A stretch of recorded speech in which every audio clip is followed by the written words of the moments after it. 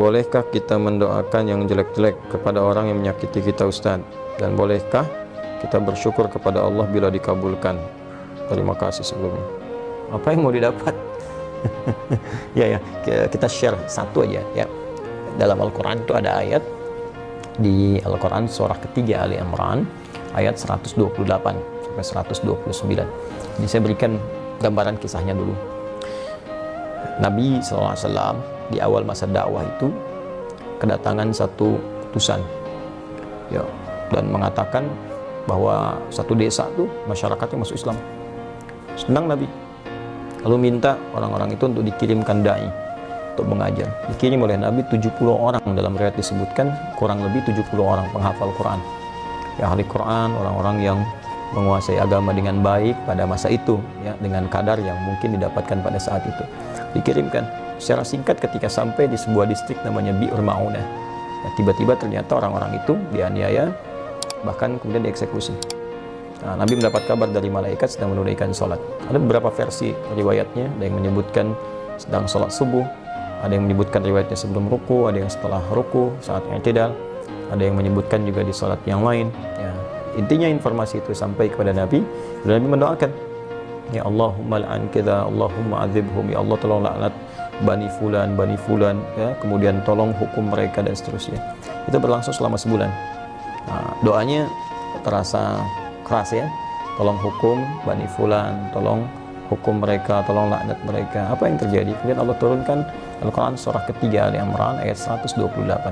Ya laisa laka minal amri syai'un aw yatuba alaihim aw yu'adzibahum fa innahum zalimun.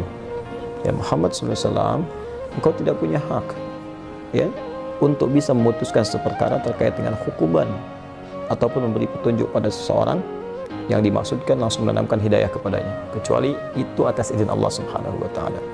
Nah, namun yang paling indah, Allah ingin memberikan sebuah arahan seperti ini. Ya, ini sifat maksum Nabi. Jadi ini bagian dari sifat maksum Nabi yang kalau di situ ada sesuatu yang kurang tepat, Allah luruskan. Berhak Nabi meminta. Ya, berhak Nabi meminta. Ya Allah, hukum si fulan, berikan hukuman istighfar, berhak. Tapi Allah berikan satu arahan yang lain dengan hikmah tertentu. Ya, Allah ingin sampaikan bahwa kalau di awal masa dakwah sedang meminta seperti ini, nanti umat itu tidak akan tersisa. Ya, seperti umat-umat yang sebelumnya, ya pernah berbuat zalim, kemudian nabinya meminta kepada Allah dihukum, hukum selesai. Tapi Allah ingin berikan sebuah pelajaran bahwa ke depan akan ada ujian lebih besar daripada ini. Maka diberikan sebuah tahapan bersabar, sabar, sampai kesabaran itu kemudian memuncak, sampai kemudian pada tingkat maksimal sehingga bisa mengatasi tantangan yang lebih berat lagi. Ya, karena kalau persoalan wafat, ajal juga sudah tiba, ya sesuai dengan ajal. Hanya nanti tentunya ada balasan-balasan dari Allah. Ada yang karena tidak tahu, mungkin bisa dengan itu kemudian diberikan petunjuk untuk bertobat. Ada yang sengaja melakukan, Allah kirimkan kemudian hukuman, nanti akan turun kemudian hukuman-hukuman berikutnya. Bukan berarti pembuat kesalahan tidak kemudian diproses. Ya, bisa diproses dengan hukum yang berlaku, tapi ada mungkin golongan-golongan tertentu yang tidak tahu dan ikut-ikut di dalamnya bagaimana hukum seperti itu. Maka Allah turunkan tadi ayat.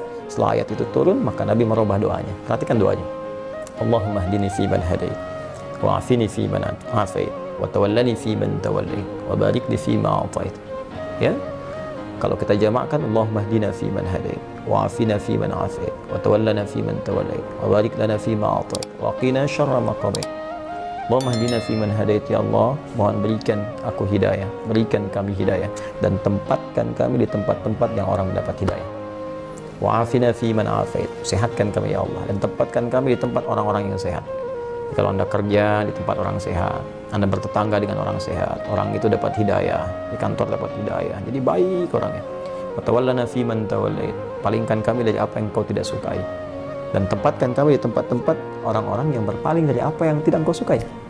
Barik lana fi ma atait, berikan keberkahan pada kami ya Allah dari setiap pemberian-Mu. Ya indah. Wa qina syarra ma qadait, dan jauhkan kami dari segala keburukan ya Allah, segala keburukan yang mungkin kami dapatkan dalam kehidupan. Ya, Engkau telah tetapkan ini buruk, berikan kami kemampuan untuk menghindarinya. Jadi berubahlah ke arah doa-doa itu, jadi baik, jadi baik, jadi baik. Itu yang kelak kemudian dikenal dengan doa kunut. Ya, berarti permintaan pada segala hal yang bernilai ketaatan kepada Allah yang sifatnya baik-baik. Jadi kalau Allah saja mengarahkan Nabi untuk mendoakan perilaku buruk dengan kebaikan, maka kita lebih layak untuk mengikuti tuntunan Nabi SAW. Kita doakan yang baik. Ya, toh mohon maaf dia mencela kita itu, celaan dia, ketika keluar celaannya itu sudah memberikan pahala kepada kita. Kenapa harus dengan mencela kembali sehingga mengembalikan pahala yang telah kita dapatkan? Nah, yang kedua, kalau hati kita sudah lapang dengan memaafkan, bukan berarti persoalan dia selesai. Persoalan kita dengan dia diselesaikan oleh Allah. Allah akan lupakan beban-beban pada diri kita tentang dia, dihapuskan. Jadi kita nggak capek mikirin dia hilang. Tapi kalau dia belum minta maaf kepada kita, persoalan dia dengan kita belum selesai. Dan dia akan berhadapan dengan Allah di hari kiamat nanti. Jadi nggak ada ruginya, kita dapat pahala. Ya, yang kedua, transferan dari dia tadi, kemudian kita dilupakan oleh Allah tentang perkara dia. Yang ketiga, dia tetap punya urusan dengan Allah sampai dengan hari kiamat. Dan berita baiknya, jika Anda mampu melapangkan hati untuk memaafkan orang lain pada hal yang terkait dengan pribadi Anda dan tidak terkait dengan turunan hukum yang lain. Ya, turunan hukum maksudnya kalau utang, ya, kalau memaafkan itu bukan berarti utangnya lunas. Ya, tetap kita maafkan, misalnya berlaku kelirunya, utangnya tetap kemudian diselesaikan. Kecuali kalau Anda ingin bersedekah. Ya, atau orang misalnya melakukan tindakan kriminal yang dahsyat, kita maafkan. Ya, maaf, tapi kriminal itu tetap diproses untuk memberikan pembelajaran hukum. Kalau secara hukum itu harus diselesaikan. Nah, kalau Anda bisa lapangkan hati seperti ini, maka Allah janjikan di Quran surah ketiga Ali Imran ayat 133 sampai 134.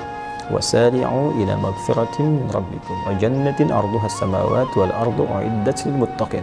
Bergegaslah Anda untuk evaluasi diri, minta ampunan sama Allah, dan berharaplah, berusaha untuk mendapatkan satu surga yang luasnya seluas langit dan bumi disediakan bagi orang takwa. Siapa orang takwa di situ? Amalannya 134. Alladzina yunfiquna fis sarai wad dharra, orang gemar berbagi dalam keadaan lapang ataupun sulit. Kalau lapang berbagi biasa, ini sulit berbagi masih mau. Ya. Nah, wal kadhiminal ghaidha, yang sanggup menahan amarah, wal 'afina 'anil nas, yang mampu memaafkan kesalahan orang lain. Allahu yuhibbul muhsinin, Allah cinta kepada para pelaku-pelaku kebaikan. Barangkali Anda lulus ujian yang lain, ujian sholat bagus, zakat bagus, tapi Allah ingin menguji Anda dengan hadiah terbesar, yaitu surga seluas langit dan bumi. Dapatkan itu, dan disitulah kesempatannya. Kalau hadiahnya kecil, mungkin ujiannya kecil. Hadiahnya power bank, mungkin ujiannya kecil. Tapi hadiahnya surga, setiap yang didambakan masa harus tantangannya ringan. Semoga Allah memuliakan kita. Terima kasih. Assalamualaikum warahmatullahi wabarakatuh.